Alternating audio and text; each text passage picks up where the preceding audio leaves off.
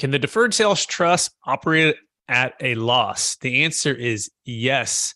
Hi, I'm Brett Swarts, founder of Capital Gains Tax Solutions, where we believe most high net worth individuals and those who help them, they struggle with clarifying their capital gains tax deferral options, and not having a clear plan is the enemy. And using a proven tax deferral strategy, such as the deferred sales trust, is one of the best ways, if not the best way, for you to exit highly appreciated businesses, real estate, primary homes, cryptocurrency, stock, so you can defer capital gains taxes and also eliminate estate tax if you're ultra high net worth, so you can create and preserve more wealth. In this episode, we're talking about the overall plan once the deferred sales trust is closed. So if you're looking at this for yourself or for others, you're going to want to understand not only the nature of the legality of the deferred sales trust before you go into it, and the audit defense and the track record, and then also the investments, which are really important as well, how the funds are going to be invested to get you the return on your capital, but also how the trust is going to have a tax return and what that's going to mean to you and the trust. And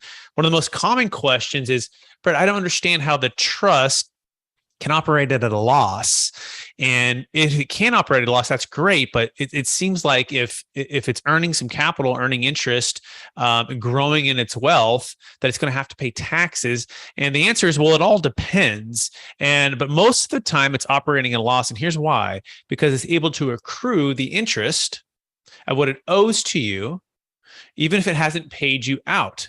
In fact, think of it like a business tax return or a corporate tax return or a business trust.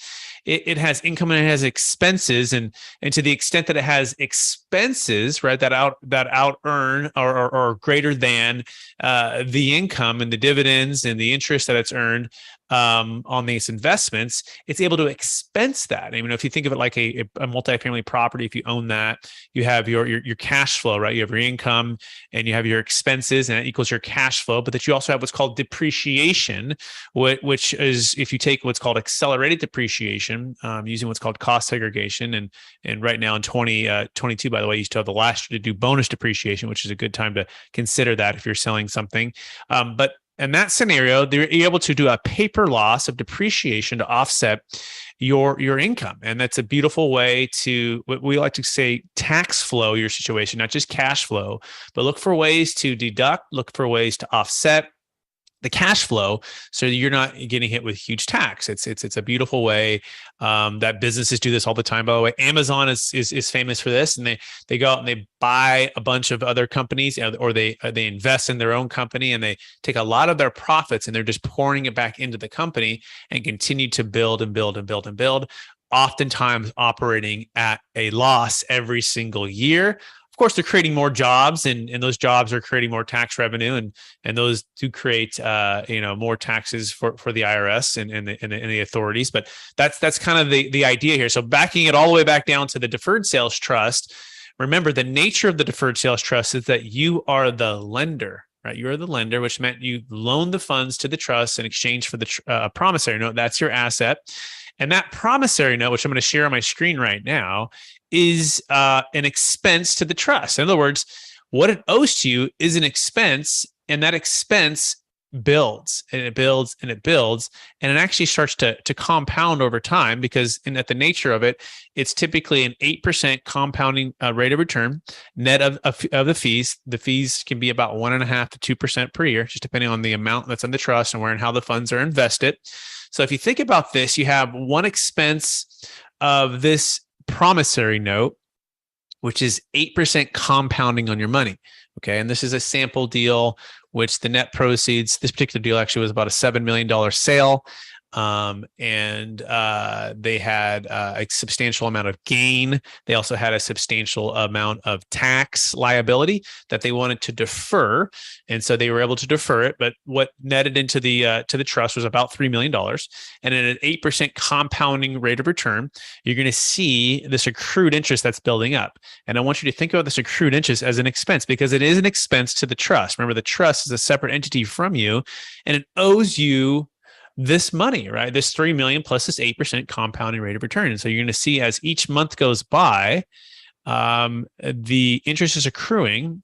And this particular trust, we waited a few months to start the interest to pay out, right? So the payment date, by the way, is also different than the interest that's accruing. as well as the interest that's accruing is also different than what the actual investment performance is. Okay, so these are kind of the three things that we're working with here. But the overall concept of this video is how do we determine what the expense is for the trust in a given year, and how are we able to use that to offset the income or the interest and operate at a loss. And here's how. Okay, so let's start in month number 4/1, so April 1st, 2020. So it had accrued a little bit of interest between the day that it closed, and now all of a sudden it's a big interest that it accrued. And this month was about $20,000. Was any payment paid out to the note holder? No, nothing was paid out to the note holder. So it just accrued to a larger balance. Same thing in month of May. Another about that same amount accrued, but you see how this changed a little bit because now it's the 8% is compounding on the new number. And so now it has now this 3,045,389 in the month of May at the ending balance. And then we come down to period number 4, or June the 1st. We're accruing again about 20,302, a little bit more. And you see as this grows, this amount grows.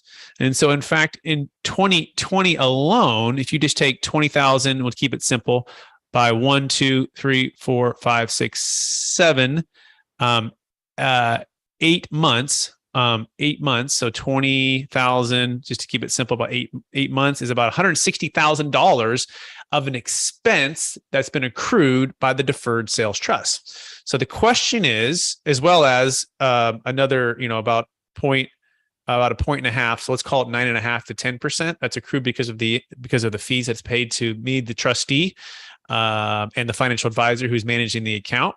So that's a big expense, right? Let's just take it say it's about $180,000 to $190,000. And so the question is, did the interest on the investments out earn that, or was it below, right? And that's a separate concept. But also on that, even if the growth of, like, for example, put it in some stocks or put it in some multifamily investments, they could have invested that $3 million. And it actually could build up to $4 million, let's say, but it hasn't sold those stocks or that real estate, even though the value might be higher on the investments. In other words, it's not actually received yet or recognized, the recognized gain, until it sells those positions. Okay, and so year in and year out, what this means, practically speaking, is that the trust operates at a loss, which is so powerful, right? Because imagine you live in California, and California is a very high tax state, right? And you don't want to necessarily be getting hit with huge taxes all the time. And so this Deferred Sales Trust is like an IRA in the sense in that you can park the funds or defer the tax. And you're going to wait to pay tax until you start receiving payments. And guess what happened here? So in 1/1/2021, start to receive payments. Okay. And this about 21,269 is the payout. They'll pay payments on this. They'll get a 1099 INT. Why? Well, because this is interest that's accrued, and this interest that's accrued is paid out as an ordinary income tax. So they get a 1099. So let's do quick math on that. 21,269 times 12. It's about $255,000 is the 1099. They report that to their CPA, and they pay tax on that. But again, it's the trust level. It's able to expense that, even if it hadn't paid them out. By the way, it could expense it, okay, because it's operating under the accrual method. But it did pay him out, and so that's an expense. It's a wash. It's not a double expense. It's just an expense. But the point is, it's able to operate at a loss, and so 99% of the time we're operating at a loss, which is a powerful thing of the Deferred Sales Trust. Because back to the other point, if you live in California or New York or a high tax state, the interest in which you receive and when you receive it, and the state in which you receive it in, is the state in which you pay the income tax in. So we have a deal that closed in Palo Alto for about $8 million, a primary home. And this particular client was planning on moving out of state. So he moved to another state, and that state happened to be a zero income tax state. And so he deferred the tax, okay, moved into the zero income tax state, and then started to receive the interest payments. And he received those in that new state. And so he's able to save a tremendous amount of tax. Now, if he ever dips into principal, that's where he's going to pay the capital gains tax. And so realize that you're not avoiding having to pay, California's capital gains tax. But until you dip into principal, you're in a deferral state. That's the whole essence of an installment sale based upon IRC 453. And that's why we love the deferred sales trust, because it's so tax efficient. And it's also important to understand this concept because it shows you how to make a deferred sales trust an investment and not an expense by focusing not only on your cash flow, but also on your tax flow. Again, like an IRA or 401k, and that you can keep not only the capital gains tax deferred, but you can keep the interest that it's accruing and building tax deferred, or in other words, income tax deferred until you receive it. And so we love the deferred sales trust for that reason. I'm hoping you're seeing that as well. And so we've just answered, how can the deferred sales trust operate at a loss? And also, how does the deferred sales trust operate at a loss? The answer is yes, it can. And how does it do it? It typically does it through the accrual method. And it's just accruing the expense that it owes to you, even if it hasn't paid you out. And on your side, you're deferring the tax until you actually receive payments from the trust. And so if we can help you at all, we want to encourage you to go to capitalgainstaxsolutions.com. You can start your deferred sales trust today. We also want to encourage you to join our community. We have a deferred sales trust mastermind or masterclass every single Friday, where we're breaking down new deals that we're closing every week. We're breaking down frequently asked questions. We are breaking the false beliefs of the deferred sales trust is too good to be true. How do I know it's legal? Is it worth it? Does it work? How long has it been around? All of those questions. We literally have an open forum of 5 to 20 people every single week that are just going through this deferred sales trust and trying to make it an absolute perfect fit for you. It's not a perfect fit for everybody. You do need to have a $1 million net proceeds, $1 million gain per transaction, unless you have 500 each on 2 properties. So we want to, just clarify for you what works. Also, check out the new book that's coming out. It's called Building a Tax Deferred Exit Strategy.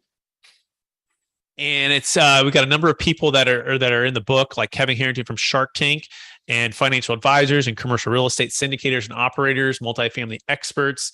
And it's really my story about the deferred sales trust and how it's come to change the life of my clients, and as well as my life as I build the business here at Capital Gains Tax Solutions. Hey, so appreciate you watching this video. Look for this, by the way, on Amazon in about 30 days. And please rate, review, subscribe. Please share this with someone it could be an encouragement to. And I look forward